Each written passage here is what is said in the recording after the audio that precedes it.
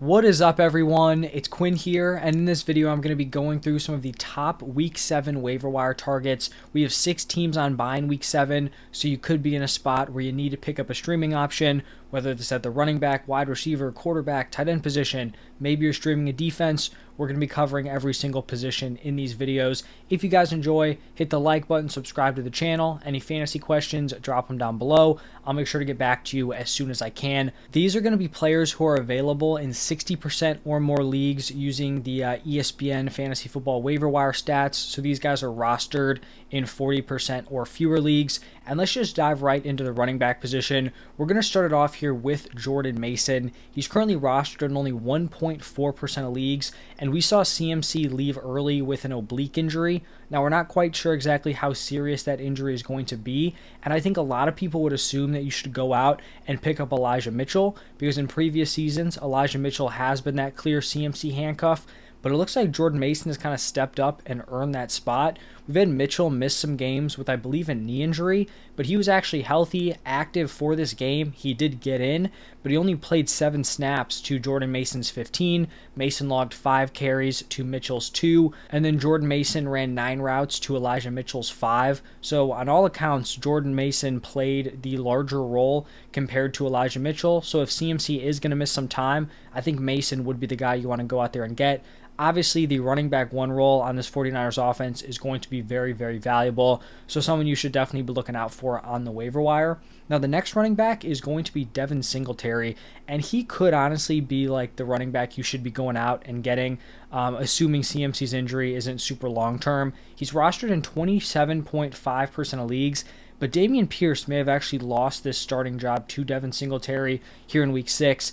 Not saying that like Pierce did something terrible in this game that led him to lose the job, but in terms of the usage, Devin Singletary played 13 more snaps. He ran 9 more routes compared to Dameon Pierce. Pierce did log 1 more carry, but Singletary had 2 targets to 0 for Dameon Pierce. And then Devin Singletary was also the way more efficient option. So in previous weeks, we had seen Devin Singletary operating as the receiving back. Dameon Pierce was getting a large workload on the ground. This week, they pretty much split that workload on the ground 50-50, which is really terrible for Pierce moving forward. But then Singletary kept his role as the receiving back. So, I mean, if that usage sticks, Devin Singletary is the running back to own here. Obviously, that's not something that's set in stone here after Week 6, but Devin Singletary definitely needs to be rostered in way more leagues after his Week 6 usage. That's going to lead us into Tyjae Spears, who just barely made the cut. He's rostered in 39.3% of leagues, and he went out in the early game on Sunday, outsnapped Derrick Henry for the 3rd time this season. So in 50% of their games, he has played more snaps than Derrick Henry. This was a pretty solid fantasy day from Derrick Henry, but we also saw Tyjae Spears make an impact, had a big 48-yard reception, actually ended up being the leading receiver just based on that 1 reception, but he continues to be involved. It's going to be tough for him to actually be playable week to week just because this Titans offense is looking so rough, and this is going to be a split with Derrick Henry, with Henry taking a lot of the carries. But it's very clear that if Derrick Henry were to go down, Tyjae Spears would be stepping into a huge workload. And I actually think you could make an argument that if Derrick Henry was out, Tyjae Spears becomes more valuable of a running back than Derrick Henry is right now when he's healthy, because he would have that receiving workload. He'd also likely take a ton of work on the ground. So Tyjae Spears, one of, if not the most valuable handcuff in fantasy football. Now the next running back is going to be Craig Reynolds. He's rostered in 5.3% of leagues. And this just comes down to the Lions running back room being very banged up. We saw David Montgomery leave with a rib injury. He did not return. This was supposed to be like a smash game for David Montgomery. No Jahmyr Gibbs. He had a huge workload last week. It was a rough start. The Bucs' run defense is tough, and then he goes down with the rib injury, which is very unfortunate for David Montgomery. And then you have Jahmyr Gibbs, who has missed the last 2 weeks, and it's not like Jahmyr Gibbs has been like game time decisions. They have ruled him out a day or 2 before the game actually happened, so it's no guarantee that Jahmyr Gibbs is back here in Week 7. So for Craig Reynolds, if Gibbs and Montgomery are not able to give it a go, he probably becomes startable as like at worst an RB3 flex option. He likely would be the guy to lead that running back room, and it is possible just looking at the injuries to Montgomery and Jahmyr Gibbs. Then we're going to have Keontae Ingram, who is rostered in 9% of leagues. There was a lot of talk this week about this Cardinals running back room and kind of what direction they would go in.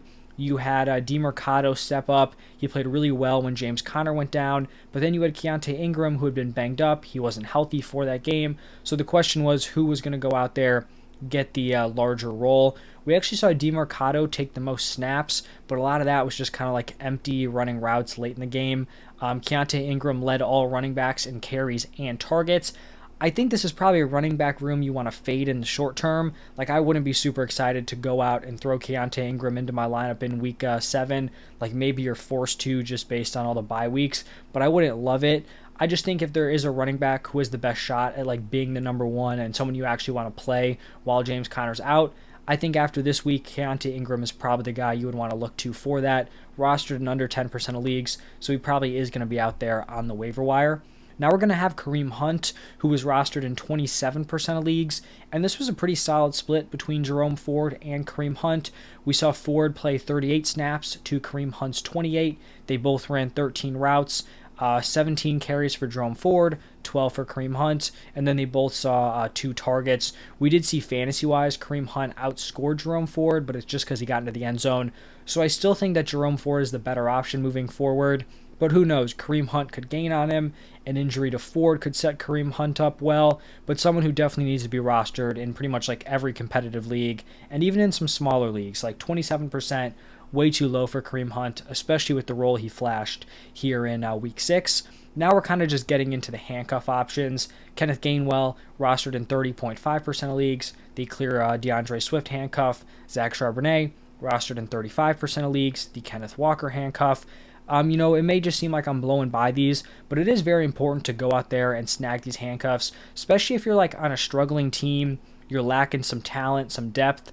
It may not seem like a good idea to pick these handcuffs because they're not going to do anything week to week, but if you're struggling, you're going to need some sort of turnaround on your team. An injury to the starters on these teams bumps up a Charbonnet, a Gainwell, to a potential running back 1. You're not going to find those by, going after the Kareem Hunts, the Keontae Ingrams. Those guys aren't going to deliver you that type of production, even if they're leading the backfield. If Swift goes down, if Kenneth Walker goes down, Charbonnet and Gainwell instantly become guys you love starting in your fantasy lineups. So keep that in mind here. A couple more handcuffs. Tank Bigsby, rostered in 9.9% of leagues. The ETN handcuff.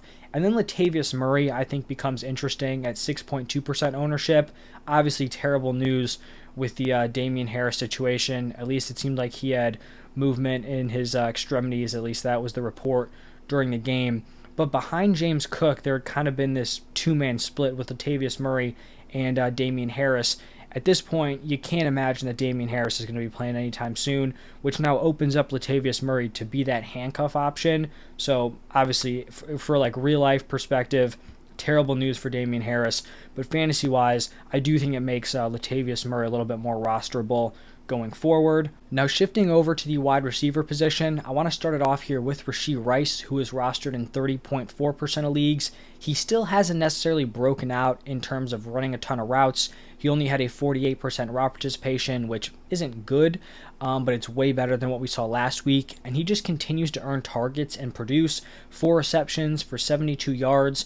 Rashee Rice is leading the Chiefs wide receivers in receptions and receiving yards, despite playing fewer snaps than MVS, Sky Moore, and Justin Watson. And he's played like significantly fewer snaps than Marquez Valdes-Scantling and Sky Moore, yet he continues to outproduce them. You have to imagine it's just a matter of time before he locks up a starting role. We saw Sky Moore actually only run 1 more route compared to Rashee Rice, so it seems like he's already gaining on him. I just think looking at this Chiefs wide receiver room, they need someone to make an impact. Rashee Rice, I think, has proven that he can be that guy when they give him the opportunities. I think the opportunities have to come moving forward, so I do like him. I do think he has some upside moving forward in this Chiefs offense. Then we're going to have Josh Downs, another rookie, rostered in 31.9% of leagues. He kind of had his fantasy day saved by a touchdown, only 5 for 21, also with that touchdown like I mentioned, but he logged another solid target game, targeted 8 times. I do think he's playable, especially in PPR leagues, with Gardner Minshew at quarterback. He heavily targets Josh Downs. There's going to be more passing volume, so I do think he's interesting. I always talk about this with these young rookie wide receivers, even second-year guys. you want to start to add them to your team before they really have that huge breakout. We've seen it the last few years. Your Christian Watsons, your Amon-Ra St. Browns, these guys can really come out of nowhere and go on tears down the stretch. So you want to kind of get ahead of it. You don't want to be the guy who lets them sit on the waiver wire, get scooped up, and then they're just running through your team in the fantasy playoffs. You want to be the player kind of getting the benefits of that. And now shifting over to a completely different type of wide receiver, we have Curtis Samuel, who's more of like the veteran option, rostered in 28.3% of leagues. I think he's the kind of guy who lacks any sort of real upside, right? For Josh Downs, Rashee Rice, you can make the case that these guys really start to break out later on. Tough to see that out of Curtis Samuel, just the way this Commanders offense is structured. But through 6 weeks, he's averaging 12.6 PPR points per game. The Commanders are really focused on spreading the ball around. They're not just like target funneling Terry McLaurin, which I think a lot of people would argue is not necessarily the best process. But he is just right behind Terry McLaurin in terms of fantasy points through 6 weeks. So he could potentially be playable in these heavy bye weeks where we have like 6 teams on bye. Maybe scoop him up, throw him into your lineup, and then pivot off of him. I think you could do worse than Curtis Samuel. Then we're going to pivot back to the younger wide receivers. Jameson Williams, rostered in 34.4% of leagues. He finally makes an impact. I know it was his second game back, so I guess finally is not the right word there, but he makes an impact in his second game. 3 targets, 2 receptions, 53 yards, and a touchdown. His touchdown catch was impressive. It was a deep play. He tracked it really well. So good to see him making plays. His routes really weren't anything special. You still had Josh Reynolds locked into that wide receiver 2 role, but you have to expect he's going to start to improve on his usage. Josh Reynolds ran a ton of snaps and really didn't do anything. So J-Mo should continue to get more and more involved. And this is just an offense you want to be a part of, right? Every position they have someone relevant. Amon-Ra St. Brown is killing it. Sam Laporta has been great at the tight end position. David Montgomery, Jahmyr Gibbs, whatever guy is starting is going to give you solid production. So this is a strong offense, and J-Mo has the opportunity to be the number 2 there. And then the final player here, I have him last because he just did like barely miss the ownership requirement. He's rostered in 40.7% of leagues, so technically does not qualify for this video. And he hasn't played this week, playing here tonight on Monday Night Football.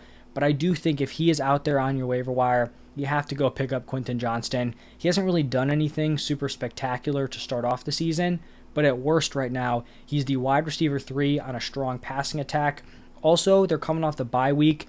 Rookies tend to kind of break out after the bye. Teams adjust. They start to get them more involved. So it is possible that we look at that Monday night game and Quentin Johnston's operating as the wide receiver 2 with Palmer as the wide receiver 3. Even if that's not the case, I still think Johnston has a lot of time to break out. There's a lot of season left. He's a talented first-round wide receiver paired with Justin Herbert. He's just a guy you want to be holding on to as like a lottery ticket.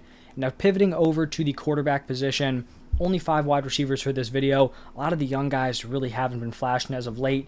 But now looking at the quarterbacks here, just 2 guys. Got to start it off with Sam Howell again.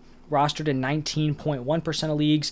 On the season, he's averaging 16.7 points per game, which is solid, like high-end QB2 production. He has put up 15 or more fantasy points in 5 out of 6 games and 18 or more fantasy points in 4 out of 6 games. So he really just had the one clunker against the Bills, and in every other game, he's been solid.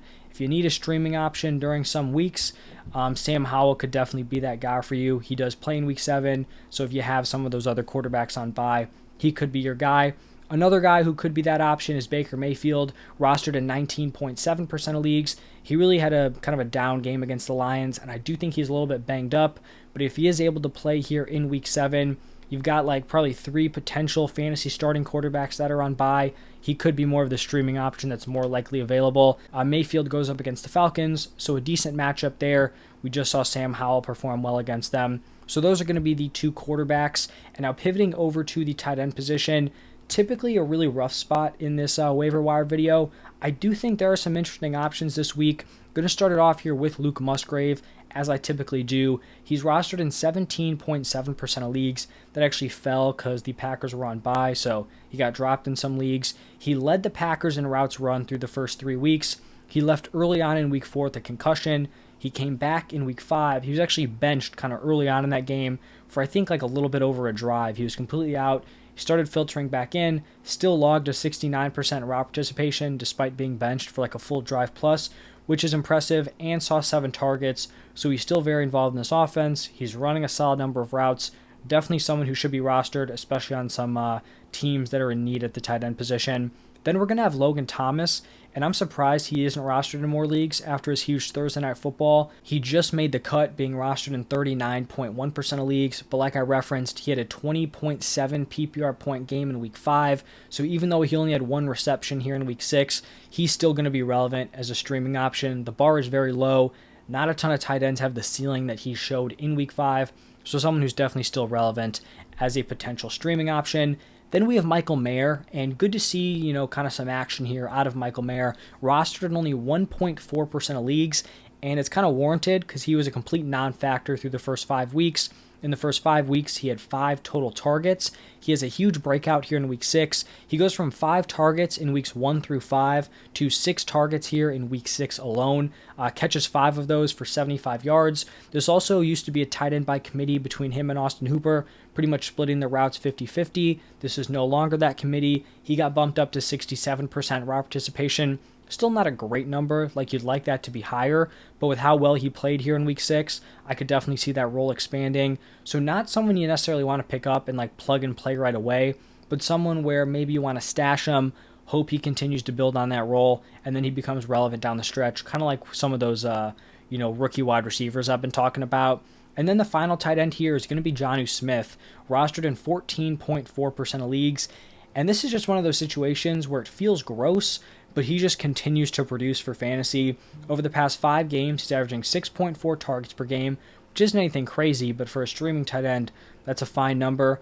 Over those same 5 games, averaging 11.4 PPR points per game, and he has scored 8 or more PPR points in all 5 of those. So you could do worse as a streaming option. It kind of feels like a situation where as soon as you pick him up and play him, that's where he's just going to fall back down to earth. But who knows? You probably don't have a ton of options out there, so Jonnu Smith could be a guy you look at. And then the final position here, the defenses.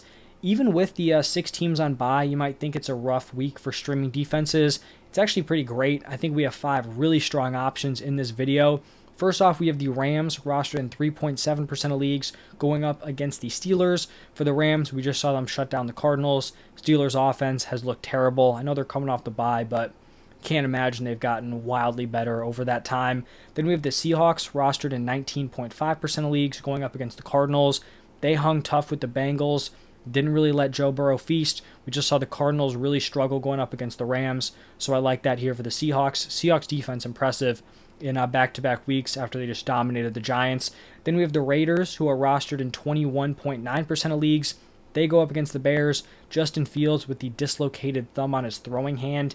Can't imagine he's going to be good to go for Week 7. And without Justin Fields, I mean, that offense could get really ugly. Then we have the Buccaneers, rostered in 21.6% of leagues, going up against the Falcons. This Falcons offense has not looked great. Bucs defense looked pretty solid going up against the Lions. Not locked down, but Lions are a much better offense than the Falcons. And then we have the Packers, rostered in 28.6% of leagues, going up against the Broncos. The Broncos offense has not looked impressive. Packers coming off the bye, so potential, some extra rest there.